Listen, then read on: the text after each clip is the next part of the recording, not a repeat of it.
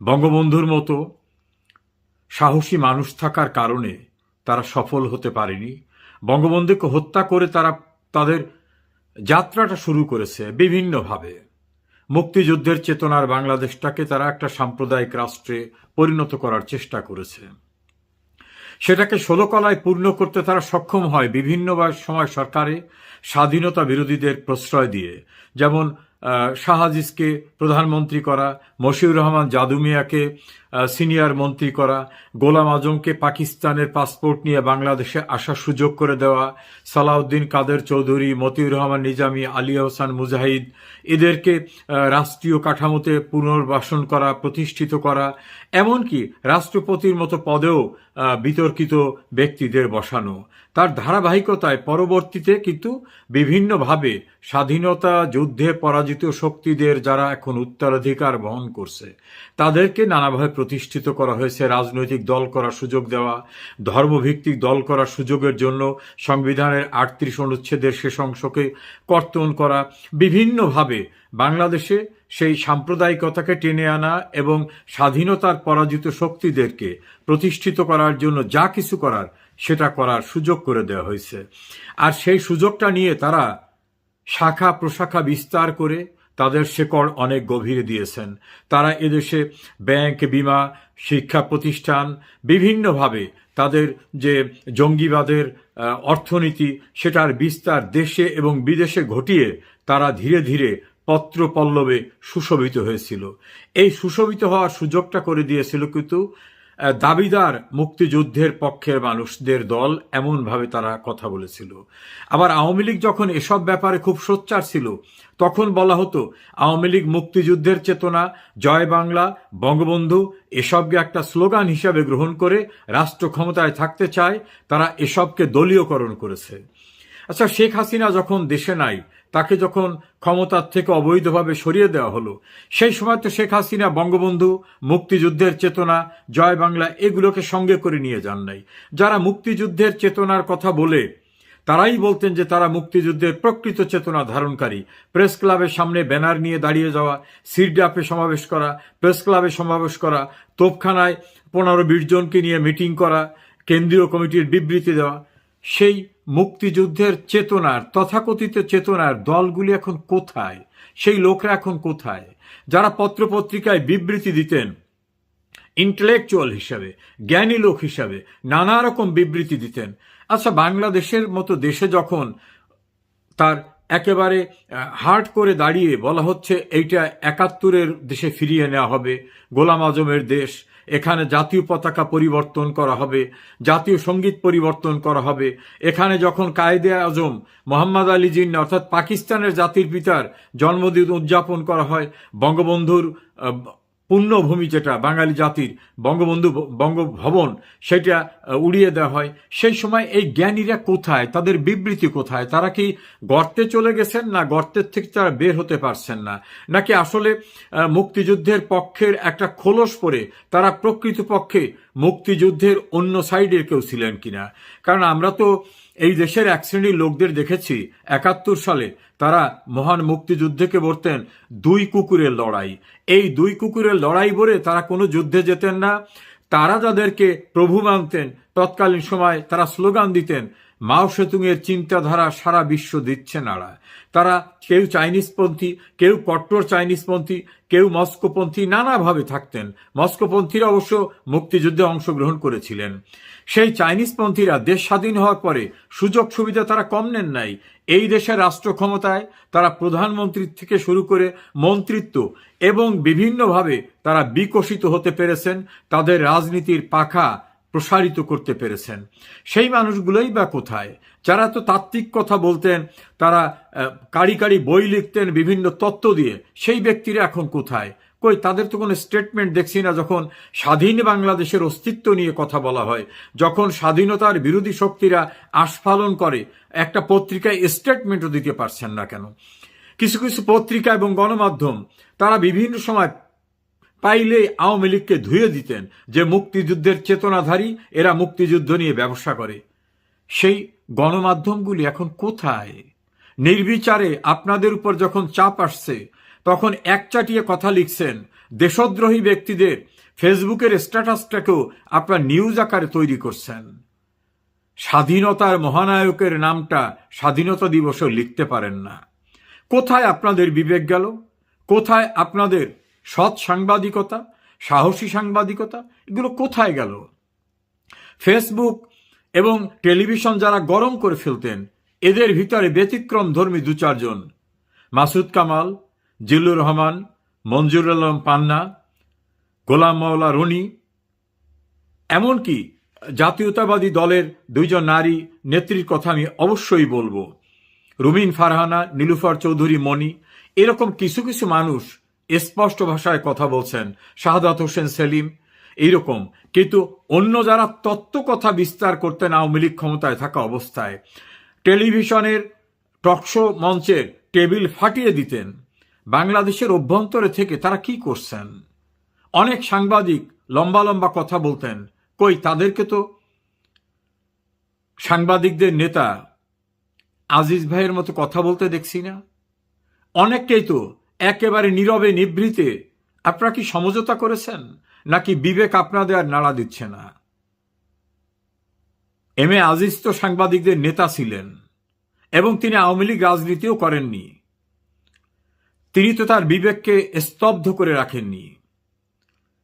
একটা রাজনৈতিক দল করে বীর মুক্তিযোদ্ধা অ্যাডভোকেট ফজলুর রহমান যে ভাষায় কথা বলছেন, প্রেস ক্লাবে মোস্তফা মহসিন মন্টুর স্মরণ সভায় মুক্তিযোদ্ধারা যে দৃঢ়তার সঙ্গে কথা বলছেন, এই জাতীয় বিভিন্ন সময় মুক্তিযোদ্ধা সংসদের দায়িত্ব গ্রহণ করা, মুক্তিযোদ্ধা কল্যাণ ট্রাস্টকে বিক্রি করে খাওয়া, নানাভাবে যারা করেছেন, সেই মুক্তিযোদ্ধারা কোথায়?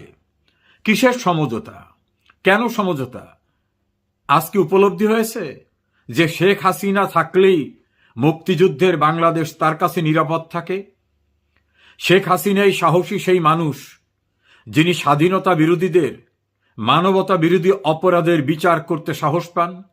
শেখ হাসিনাই সেই মানুষ যে স্বাধীনতা বিরোধীদের রাজনীতি নিষিদ্ধ করতে পারেন। এভাবেই শেখ হাসিনা যে দৃঢ়তা, যে সাহস এবং মুক্তিযুদ্ধের পক্ষের সবকিছুকে ধারণ করে রক্ষা করার চেষ্টা করেছেন, আজকে সেই শেখ হাসিনাকে দেশ ছাড়তে কেন হলো? মুক্তিযুদ্ধের বিবেকবান দাবি করা ছোট ছোট রাজনৈতিক দলগুলি, তাদের নেতাদের কাছে আমার প্রশ্ন, তাদের কি উপলব্ধি হয়েছে? এখনো কি বুঝতে আপনাদের বাকি আছে? যেই কোঠাটা মুখ্য ছিল না, মুখ্য ছিল ৭১-এর প্রতিশোধ নেওয়া, এখনো বুঝতে আপনাদের বাকি আছে?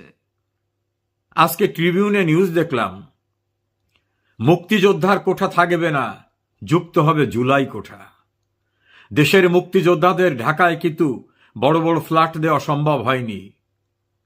গণতান্ত্রিক রাষ্ট্র ব্যবস্থাকে চ্যালেঞ্জ করে মবের মাধ্যমে যারা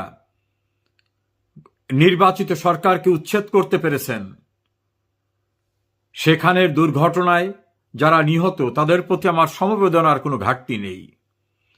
কিন্তু তাদেরকে যোদ্ধা করে ৩০ লক্ষ মুক্তিযুদ্ধে আত্মোৎসর্গকৃত ব্যক্তিদের, তাদের ত্যাগকে অস্বীকার করার চেষ্টা, এভাবে যারা নতুন স্বাধীনতা, নতুন চার্টার্ড করতে চাচ্ছেন, তাদের আসল লক্ষ্য কি, এটা কি বুঝতে বাকি আছে? মুক্তিযুদ্ধের চেতনায় যারা বিশ্বাস করেন, রাজনৈতিক দল করেন, পেশাজীবী সংগঠন করেন, যে যেভাবেই আছেন, থলের বিড়াল বেরিয়ে আসছে। আপনাদের কুম্ভকর্ণে কি প্রবেশ করছে না এগুলি? প্রশাসন যন্ত্র কি চমৎকার! পুরনো ঢাকায় নির্মম হত্যাকাণ্ড, পাথর ছুঁড়ে মারার ঘটনায় এক সেনা কর্মকর্তা গিয়ে আনসারদের চার্জ করতেছে যে তারা কেন দায়িত্ব পালন করেনি এই জাতীয় মবে। আচ্ছা, সেনাবাহিনীর কাউকে কেউ প্রশ্ন করে দেখেছে? বঙ্গবন্ধু ভবন যখন চুরমার করে দেওয়া হচ্ছে, সেনাবাহিনীর সদস্যরা সেখানে দাঁড়িয়ে, তারা ওই মবকে থামায় নাই কেন? তাদের কি কেউ প্রশ্ন করেছে? যখন যাত্রাবাড়িতে পুলিশ আক্রান্ত, অসহায় পুলিশদের ফেলে রেখে সেনাবাহিনীর সদস্যরা চলে আসলেন এবং সেখানে নির্মমভাবে পুলিশ হত্যাকাণ্ডের শিকার হল। এই মবের সঙ্গে গাফিলতিতে যারা জড়িত তাদের প্রশ্ন করা হয়েছে। আপনাদের সামনেই যখন পদ্মা সেতু, মেট্রো রেল, সরকারি বহু স্থাপনায় আগুন ধরানো হচ্ছিল, ভেঙে দেওয়া হচ্ছিল, মানুষ মেরে টাঙিয়ে রাখা হচ্ছিল, সেই ঘটনায় যারা দায়িত্ব পালন করছিলেন তাদের কি কোনো প্রশ্ন করা হচ্ছে? এই গোজামিল দিয়ে কতদিন চলবে? যখন বলা হয় ক্যান্টনমেন্টকে উড়িয়ে দেওয়া হবে, সেনা প্রধানকে হত্যা করে তাকে নীল নদের মতো বঙ্গোপসাগরে পাঠিয়ে দেওয়া হবে, যখন সেনাবাহিনীর বিরুদ্ধে ষড়যন্ত্রের কথা বলা হয়, নিশ্চুপ কেন? এই সংগঠনটি, এই প্রতিষ্ঠানটি তো বাঙালি জাতির গৌরবের প্রতিষ্ঠান। স্বাধীনতা সার্বভৌমত্বের প্রতীক বলে তাদেরকে গণ্য করা হয়। ক্রান্তিকালে, প্রাকৃতিক দুর্যোগে অসীম সাহস তারা দেখায়। রাজনৈতিক বিপর্যয়েও তাদের ভূমিকা কম না। কিন্তু জুলাই আগস্টের ঘটনা এবং তার পরবর্তী ধারাবাহিকতায় সারা বাংলাদেশে যে নৈরাজ্য, যে মব, উচ্ছৃঙ্খলতা, নির্মমভাবে মানুষ হত্যা করা, আইন শৃঙ্খলা ধ্বংস করে দেওয়া, রাষ্ট্রীয় কাঠামোকে ধ্বংস করে দেওয়া, সেক্ষেত্রে আপনারা কি দায়িত্ব পালন করছেন? এ প্রশ্ন কিন্তু সঙ্গতভাবে আসছে। যারা স্লোগান দিয়ে, বঙ্গবন্ধুর ছবি পাড়িয়ে, বঙ্গবন্ধুর ভাস্কর গুড়িয়ে দিয়ে দাম্ভিকতা দেখিয়েছিল, তাদের অনেক চাওয়ার সঙ্গে যেসব রাজনৈতিক দল এবং নেতারা একাত্ম হয়েছিলেন, কেমন লাগছে এখন? আপনাদের নেতার ছবি যখন পায়ে মুড়িয়ে দিচ্ছে, মারিয়ে দিয়ে চিৎকার করছে, আপনাদের নেতার নামে যখন জঘন্য জঘন্য ভাষা ব্যবহার করে স্লোগান দিচ্ছে, আপনাদের অফিস যখন গুড়িয়ে দিচ্ছে, অশ্লীল অশ্রাব্য ভাষায় দেশ এবং দেশের বাইরের থেকে আপনাদের নেতা নেত্রীদেরকে গালিগালাজ করছে, কেমন লাগছে? এখনো কি আপনাদের বুঝতে বাকি আছে যে মুক্তিযুদ্ধের বাংলাদেশে টিকতে হলে, এই মুক্তিযুদ্ধের বাংলাদেশে থাকতে হলে, এই মুক্তিযুদ্ধের বাংলাদেশ রক্ষা করতে হলে মুক্তিযুদ্ধে নেতৃত্ব দানকারী বাংলাদেশ আওয়ামী লীগকে মাইনাস করে যে সম্ভব না, এটা যদি বুঝতে বাকি থেকে থাকে, তাহলে ওই ভানু বন্দ্যোপাধ্যায়ের কৌতুকের মতো দেখি না বেটা করেটা কি, চলে যাওয়ার পরেও বলবে চলে গেল, আপনাদের অস্তিত্ব বিপন্ন হবে। আওয়ামী লীগের অস্তিত্ব বিপন্ন হবে না। এ কারণে আওয়ামী লীগ তো ক্ষমতার ভিতর থেকে তৈরি হয়ে আসা দল না। আওয়ামী লীগ সে 1949 সাল থেকে বিভিন্ন আন্দোলন সংগ্রাম করে মানুষের অধিকারের জন্য সংগ্রাম করতে করতে বিকশিত হয়েছে। 52 ভাষা আন্দোলন, 62 শিক্ষা কমিশন আন্দোলন, 66 বাঙালির মুক্তির ম্যাগনা কার্টা 6 দফা, আইয়ুবের মার্শাল্লার বিরুদ্ধে আন্দোলন, 69 গণ অভ্যুত্থান, 70 নির্বাচনের ম্যান্ডেট, 71 মুক্তিযুদ্ধ, অর্থাৎ বাঙালি জাতির ইতিহাসের যা কিছু গৌরবময় অর্জন তা কিন্তু আওয়ামী লীগ দিয়েছে, আওয়ামী লীগের নেতৃত্ব দিয়েছে। ফলে আওয়ামী লীগ মানুষের আষ্টে পৃষ্ঠে জড়িয়েছে, আওয়ামী লীগ মানুষের আত্মার সঙ্গে জড়িয়েছে, মানুষের ভালোবাসা আওয়ামী লীগ, মানুষের কাছে আওয়ামী লীগ একটা দর্শন, একটা অনুভূতি। আওয়ামী লীগকে কখনোই কেউ বিসর্জন দেওয়াতে পারবে না। কিন্তু যারা ক্যান্টনমেন্ট থেকে বেরিয়ে আসা লোকদের নেতৃত্বে দল হয়ে পরবর্তীতে গণতান্ত্রিক ধারার দল হিসাবে দাবি করেন, তারা স্বাধীনতা বিরোধীদের সঙ্গে যে সখ্যতা গড়ে তুলেছেন, যে রাখি বন্ধন, এই রাখি বন্ধনের পরিণতি কোথায় গিয়ে দাঁড়ায় উপলব্ধি কি হচ্ছে? এমনও তো হতে পারে এদেশে বড় রাজনৈতিক দল ছিল মুসলিম লীগ, অস্তিত্ব হারা হয়ে গেছে। অনেক বড় বড় রাজনৈতিক দল ছিল, এখন মাইক্রোস্কোপ দিয়ে খুঁজে পাওয়া যায় না। সেই ঝুঁকির ভিতরে যাবেন নাকি মুক্তিযুদ্ধের বাংলাদেশ রক্ষায়, মুক্তিযুদ্ধের চেতনার পক্ষে থাকবেন? সে